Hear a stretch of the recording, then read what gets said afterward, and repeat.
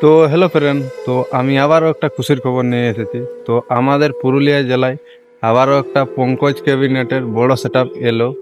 তো এই সেট আপটার নাম হচ্ছে দিনেশ ডিজে। তো 4 পিস থাকছে ডবল 21 আর 4 পিস থাকছে 315।